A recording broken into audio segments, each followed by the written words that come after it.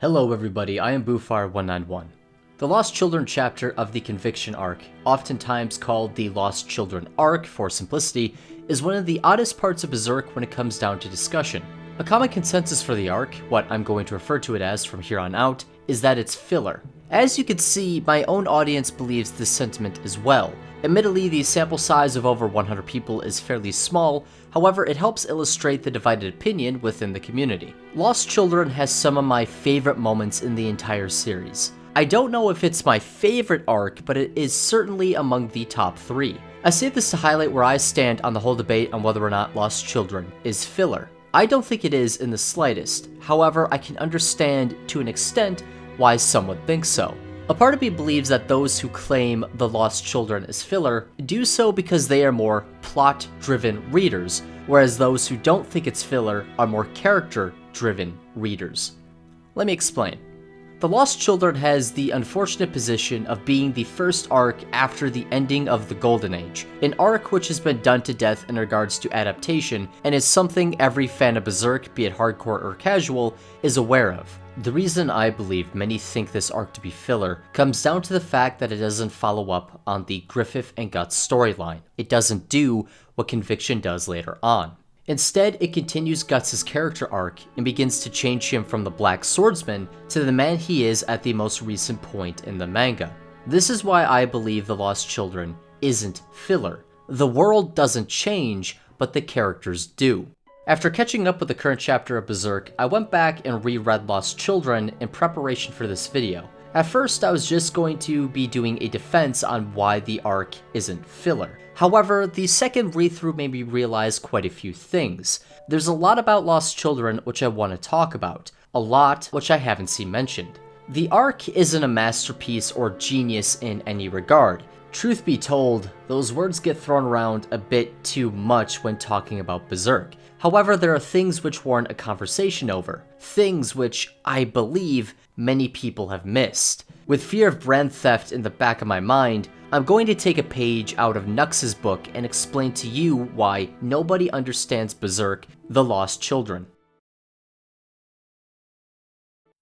In visual media, be it television, movie, or games, there's this prevailing idea of show, don't tell. It's an idea that is on full display the moment we are reintroduced to Guts, the Black Swordsman. Unlike the start of Berserk, where Guts is screwing an apostle, or something similar, a scene which feels really out of place that I have no explanation for, he is instead huddled beneath a tree, with his hood up and eye narrowed. These two panels, for lack of a better term, are quiet.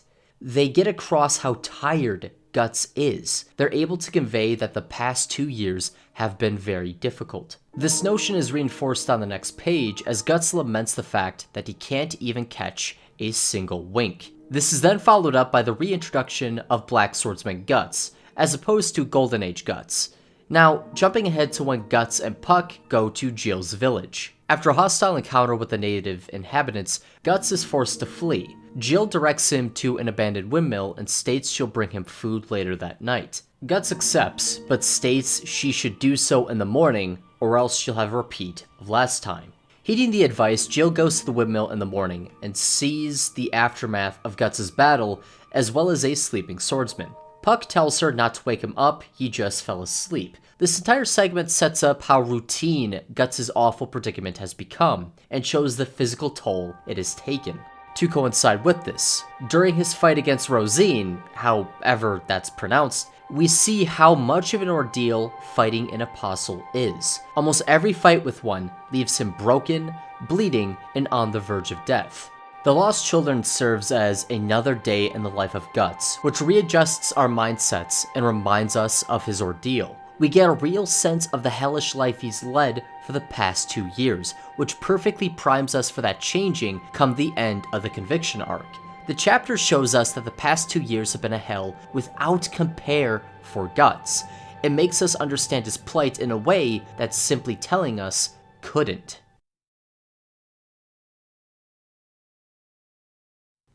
In order to properly talk about Guts and how he changed over the course of Lost Children, we need to talk about a character who is equally important, Jill. The second time I read through this arc, I was struck with a sudden realization brought about by Jill's drunken father, who was a former soldier that had a bum leg. Her father is a lot like Gambino in more than a few ways.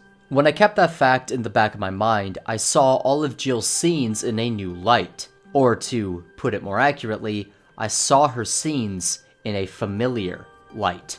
What we know about Jill's father is this. He fought in a battle where he was a loser. His leg got screwed up, forcing him to use a cane, and he's an abusive drunk. Gambino was a mercenary who acted as Guts' father figure. His leg had to be removed after a battle, and he was an abusive drunk towards Guts.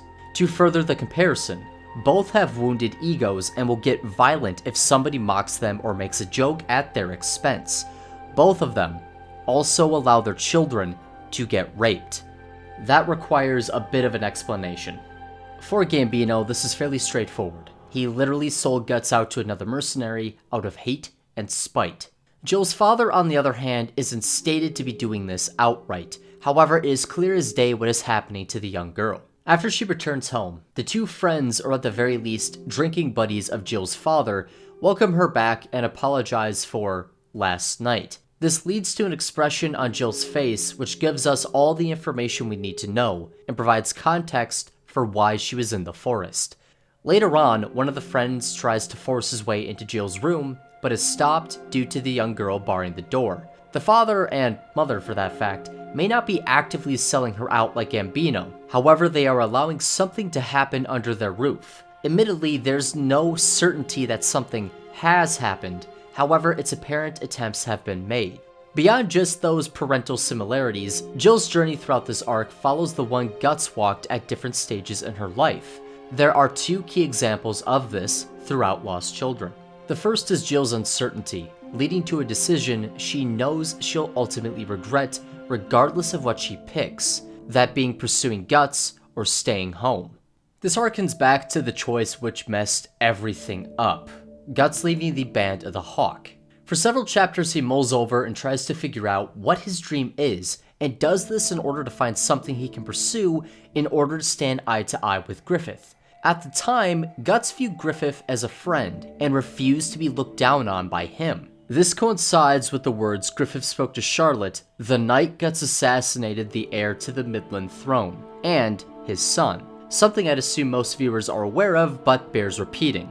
During that point in time, Guts was filled with uncertainty in two regards. The first is he didn't know what exactly his dream was. The second was his internal debate about leaving the Band of the Hawk. He had to make a choice: pursue a dream he only had a vague idea of, or stand with those he had come to call friends. Regardless of what Guts chose, he would regret it.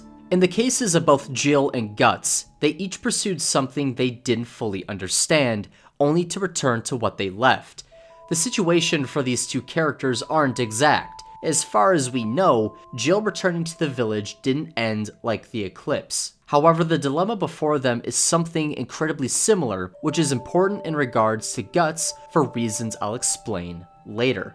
The second example of Jill's journey being like Guts comes down to her interactions with Rosine, the apostle of this arc, and the closest thing to Griffith we're going to have for a while. Bit of a loaded statement that, so let me explain.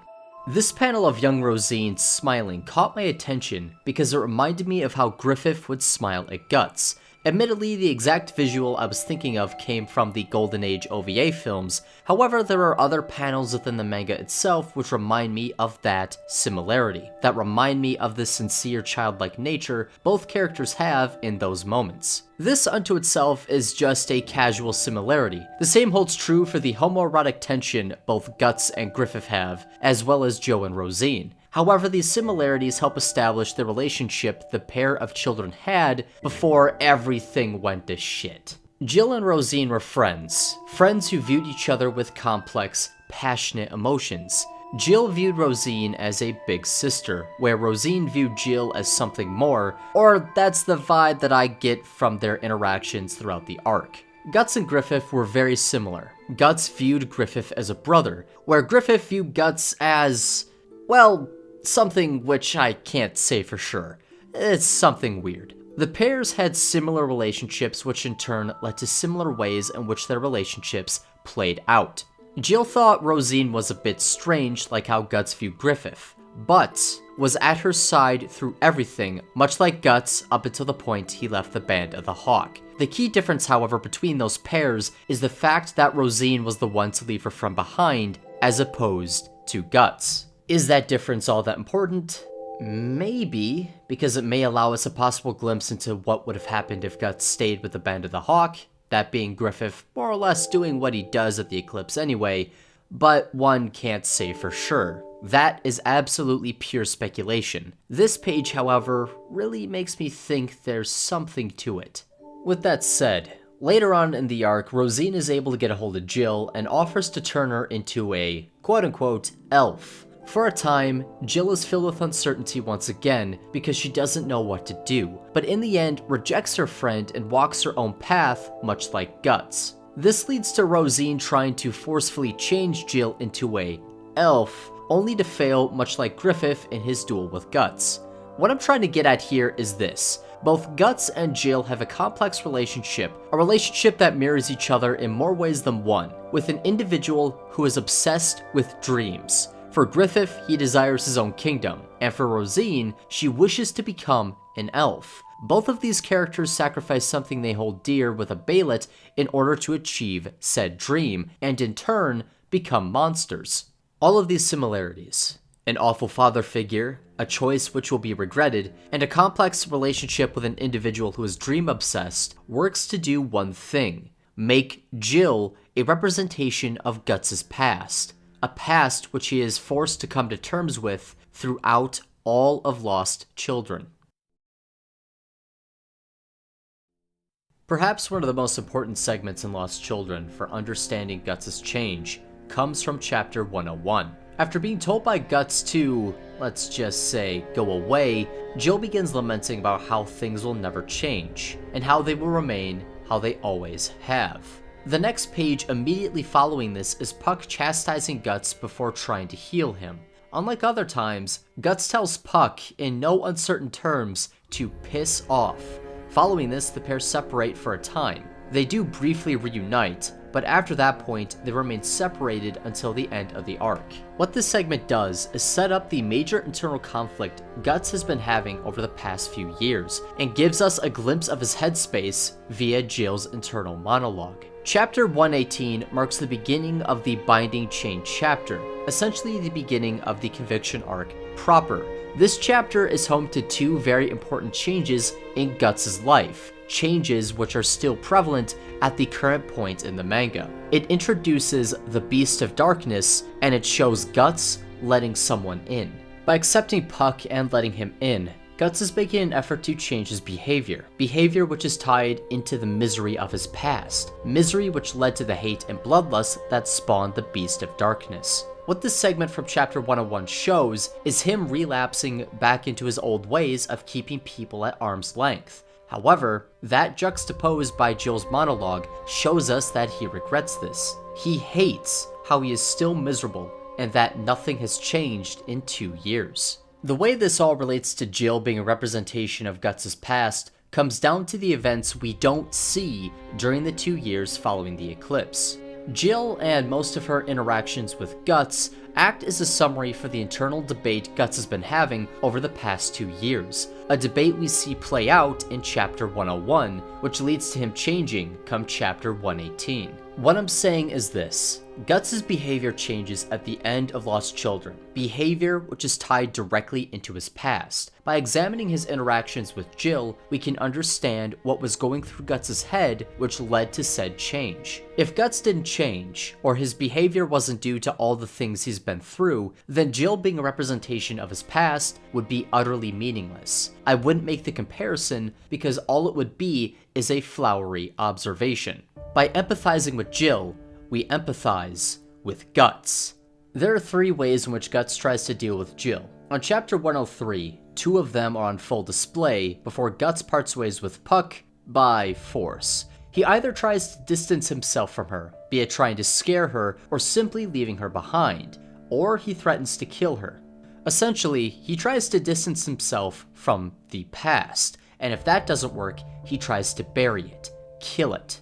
Are there other reasons for Guts doing what he's doing? Of course. The guy has a softer heart when it comes to children, as you can see when he gives his cloak to Jill and offers it to the young boy he used as bait. With that said, the other reasons don't detract from the internal debate Guts is and has been going through. If the segment on chapter 103 was a one-off, and it wasn't brought up again, that would be one thing. It would be an isolated moment. However, this motif of Guts holding himself back just enough to not kill Jill, and him telling her to go away, only to accept her presence, happens multiple times throughout the arc. No matter what Guts does, she keeps appearing and getting in the way. No matter what Guts does, he can't succeed in his objective of killing Rosine because Jill keeps holding him back and dragging him down. If you take these interactions and look at them through the lens of Jill being the past, then it paints a picture that the way Guts is currently going about things is holding him back. Because he insists on being alone, he can't succeed in his objective of killing apostles, he can't succeed in killing Griffith, and later on, he can't succeed